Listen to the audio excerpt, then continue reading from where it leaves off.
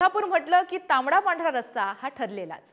31 डिसेंबर रोजी सरत्या वर्षाला निरोप देऊन नवीन वर्षाच्या स्वागतानिमित्त अनेक ठिकाणी रस्सा मंडळ पार्टी पाहायला मिळते। मात्र कोल्हापुरातल्या शिवाजी पेठेतील मरगाई गल्ली तालीम मंडळानं यावर्षी रस्सा मंडळ पार्टी न करता आपल्या कोल्हापुराचं वैभव असणाऱ्या रंकाळा तलाव परिसराची स्वच्छता मोहीम हाती घेतली आहे। नववर्षाच्या स्वागत स्वच्छतेने करणार असल्याचं या मंडळाचं म्हणणं आहे। सकाळपासूनच या मंडळातील अनेक कार्यकर्ते रंकाळा परिसरामध्ये स्वच्छता करण्यासाठी दाखल झाले। याचबाबत अधिक माहिती आणि संपूर्ण परिस्थितीचा आढावा घेतला आमचे प्रतिनिधी शेखर यांनी। शेखर, अनोखा असा हा उपक्रम मानला जाईल, काय अधिकची अपडेट?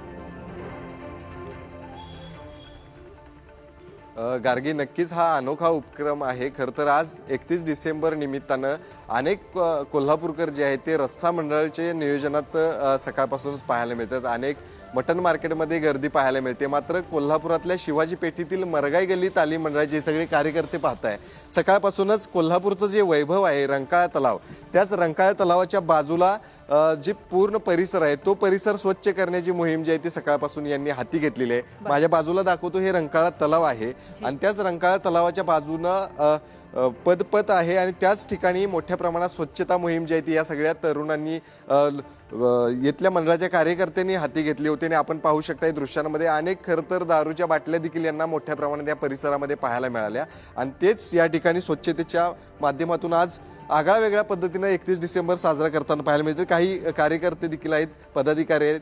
काय सांगाल का अशा पद्धतीने 31 डिसेंबर साजरा करण्याची कल्पना आपल्या मनामध्ये? साधारण एक 2000 साली आमच्या मनात असं आलं की नवीन पिढी जी आहे, तरुण पिढी ती 31 डिसेंबर म्हटले की सकाळपासून मटण आणि पार्टी या नादात असते। तर एक नव्या पिढीला वेगळा मार्गदर्शन करावं किंवा वेगळा एक पायंडा पाडावा म्हणून आम्ही मंडळातर्फे मोहीम चालू केली। 31 डिसेंबरला कोल्हापुरातल्या ज्या ऐतिहासिक, धार्मिक किंवा हेरिटेज वस्तू आहेत त्यांची स्वच्छता मोहीम करायची। अशा प्रकारे आम्ही ती मोहीम चालू केली आणि आजपर्यंत आम्ही काय केलं की कत्यानीचा जो पवित्र कुंड आहे तो कुंड, रंकाळ्याचा पूर्ण कंपाऊंडची जी झाडं वाढलेली होती ती झाडं आम्ही 1 वर्षी काढली। त्यावरून मसाई पठार, खासबाग मैदान, गेल्या वर्षी आम्ही हुतात्मा पार्कात गेलो होतो, तिथं ते स्वातंत्र्य सैनिकांचा पुतळा आहे, त्या पुतळ्याची स्वच्छता करून मोहिमेचा संदेशच तुम्ही देताय। तुम्ही काय सांगाल एवढं मोठ्या प्रमाणात? तुमच्याकडनं जाणून घेत राहणार आहोत। तत्पूर्वी धन्यवाद तुम्ही दिलेल्या माहितीसाठी।